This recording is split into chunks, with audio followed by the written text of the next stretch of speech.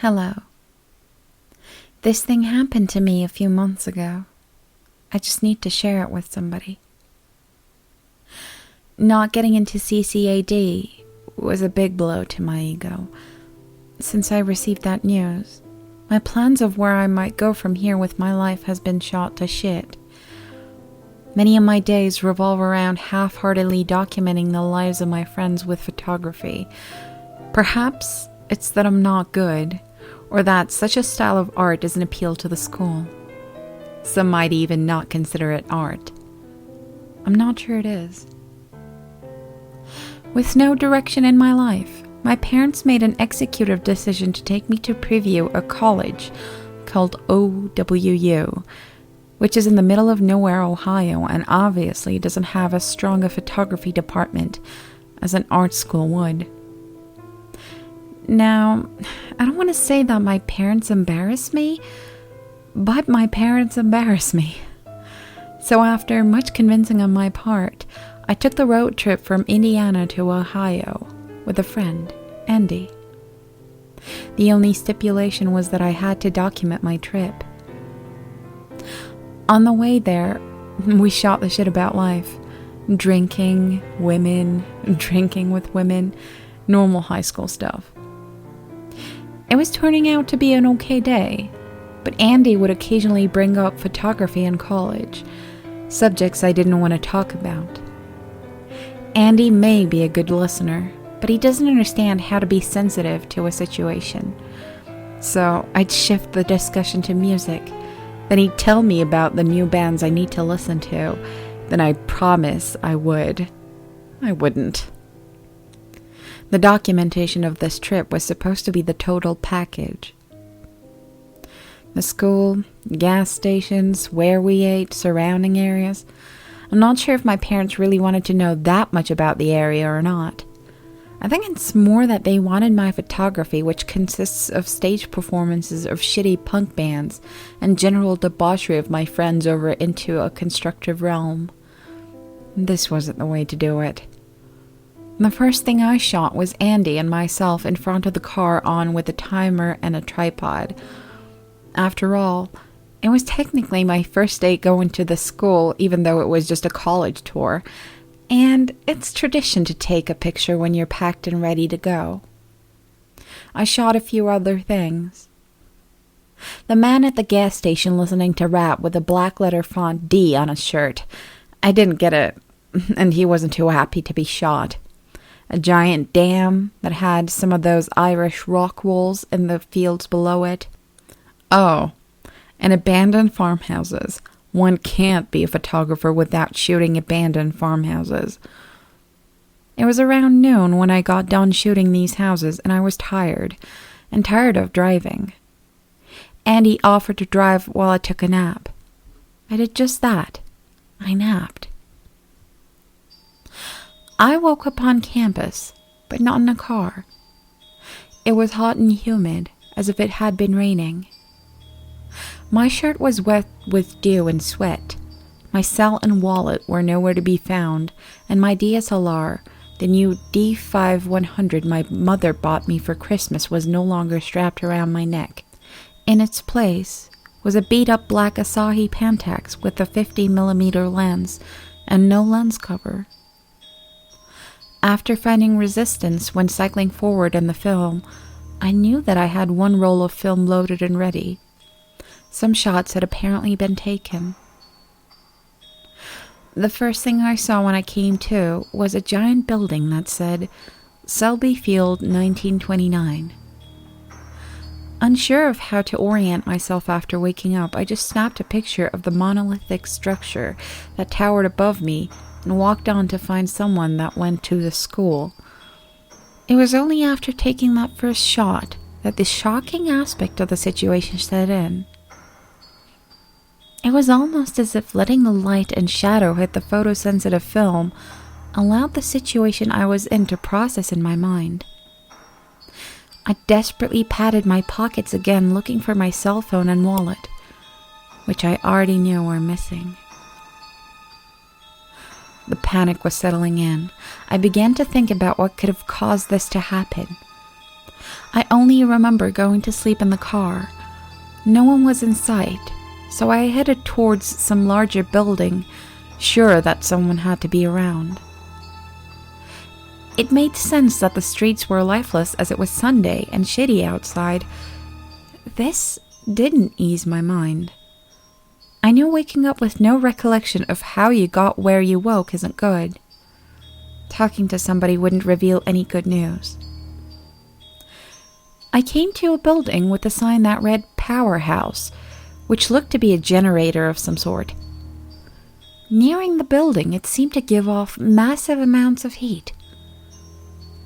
It could have been that I just started walking and so my body got circulating, but I started to develop a headache around that place.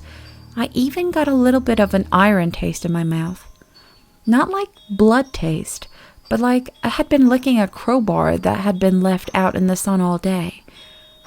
As I approached the place and the off chance that some maintenance person would be hanging around, the feeling of iron and sickness intensified. Not wanting to pump my blood any faster than it was going, I tread softly away from the building. Close to the powerhouse was a relatively nondescript building. I didn't hesitate to go inside. Somewhere in the chain of command, they'd know I was coming. However, no one was inside. I questioned whether that was normal. They do have a relatively small student body and a good amount of space. Maybe people were just practicing elsewhere. Now, I'm not sure what held me back from doing this, but I didn't yell out for anyone. About the time I reached the basketball court, I realized I hadn't thought to yell out for someone, or rather, I was afraid to. As if it would be dangerous. I stopped dead near the middle of the court not long after shooting it. My creaking might have given away my position, as it was a loud and old building. Then I heard a singular creak. It came from the stairwell I was just in. It wasn't that audible, but in the stillness of the place, a place that seemed trapped in another time period, it stood out like a freshman at a senior party. My heart sunk at the noise. My mind twisted and contorted that minute creak of the wood stairs into a security guard, then to an angry jock, then into a monster, then into an even worse monster. That headache that lingered since I looked at the powerhouse forced me carefully to my knees. That irrational thought gave way to a more sensible one. Maybe it was Andy. With no recourse, which is a situation I find myself in often, I bit my lip and moved towards the stairwell. As I got close, I heard creaks again, clear and crisp steps going progressively up the stairs. I followed them to the top, where I found an odd dead end. It was as if something was planned for this floor, but not executed. Looking out the window at the top of the stairs felt strange. It was as if I was looking at some optical illusion with no payoff. Like I was being tricked, but everything made sense. The best way I could describe it was like the magician Teller stomping out a cigarette and lighting another one, when it's really the same cigarette. The end result was the same, but something in the process of the light beams going from the object to my eyes was off. I felt like putty, and had the sudden urge to use the bathroom. Recklessly, I moved down the stairs looking for a bathroom. I found only lockers, so I entered the boys' room. It was so dark that I had to use my external camera flash to find my way at points. Something is off about the photos I took there that I didn't notice at the time. I was getting ready to piss and rinse off my face with fresh cold water, when a loud sound of a locker opening jostled my senses. That sound was quickly followed by the sound of a locker door being ripped off the locker itself. That door was then thrown far about the top of the lockers, and I could vaguely make it out in the dark. Then the footsteps. They moved in my direction with an ever-present dragging sound following not far behind. A moment later, another locker door was torn and thrown.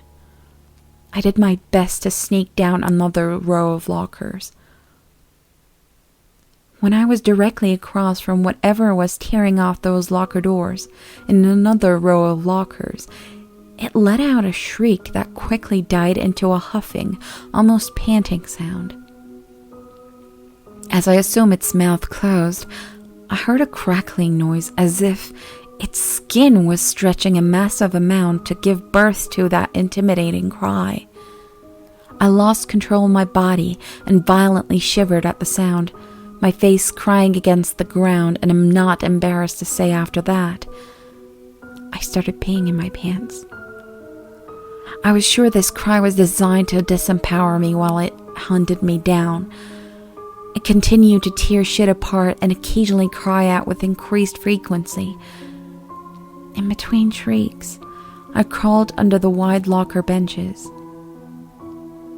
As the shrieks round the corner and started making their way back in my row of lockers, their powers intensified.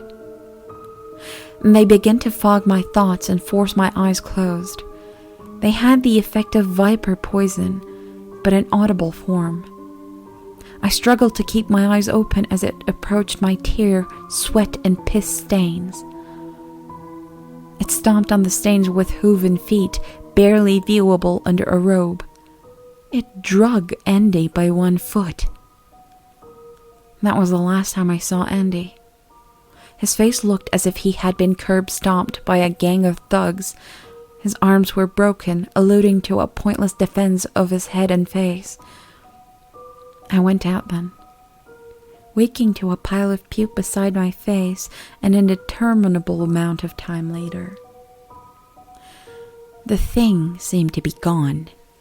A blood trail was left leading out of the locker room, as if Andy's body was a paintbrush loaded with a barrel of alizarin crimson paint. I went back to the bathroom section in the back of the room in a vain attempt to clean myself up. Moving out of the locker room, I saw the blood trail lead to a room in an open view of the main entrance and exit, and I heard snoring coming from that room. I tiptoed into the women's locker room, hoping to find another way out of the building. It didn't take long for me to find a way out, but I was surprised how many women's shoes were in there. By this point, I figured that only thing around were that thing, Andy's dead body, and myself. But there were a mass of women's shoes. Once outside of the building, I ran as fast as I could, no longer concerned with the creaks and sounds that building made when someone traversed in it. I ended up in a lecture hall. It seemed out of my time period. I'm not used to historical architecture. It was empty and dated, like the hotel in The Shining, the one directed by Kubrick. The experience was, for lack of a better word, backwards. When I reached the second floor of the building, I began to wonder what I should do. I could be anywhere on the campus, but I seemed trapped in another dimension. I wondered why I even bothered going upstairs in such a place. I just documented what happened to the best of my abilities. Then I heard the front door open. I looked for a place to hide. I entered a single bathroom with a door that led to a seemingly hidden area. Everything was covered in dust. I shut the door and turned on the light bulb to find boxes, crates, and a ladder that led to a hole in the ceiling. The crates had what looked to be old-timey booze, like bathtub hooch. Oddly enough, the boxes had prohibitionist propaganda signs, banners, and whatnot from a long time ago. I didn't have time to analyze what it was. I just climbed up the ladder in fear that the creature had followed me. I didn't waste time documenting where I came out, but I had signs indicating it was the administration building. I was on the first floor. I exited a different building than I entered. I seemed to have climbed up to the first floor of a building from the second floor of another building. I ran north, I think, and found a creek. I followed it up the hill until I saw it in the distance, in a robe with goat-like horn coming out of a broken skull. I don't think it saw me, but I ran. I ran all the way past Selby Field to a walking patch which I calmed down at. No sooner had I calmed down when I heard someone or something coming up the other side of the path towards me. I turned around, and in long story short, I ended up in the admin building again. I wanted to curl up and die. I tried to hide in the men's bathroom, but it was locked, so I checked the girls' room. I was shocked to find the window area to be an opening to a somewhat familiar sight. I crawled through and tripped. I found myself at the abandoned farmhouse I shot earlier. The bathroom was gone. I looked around and went up close to the house, which I hadn't done before. I took one final shot that day from outside of the empty house.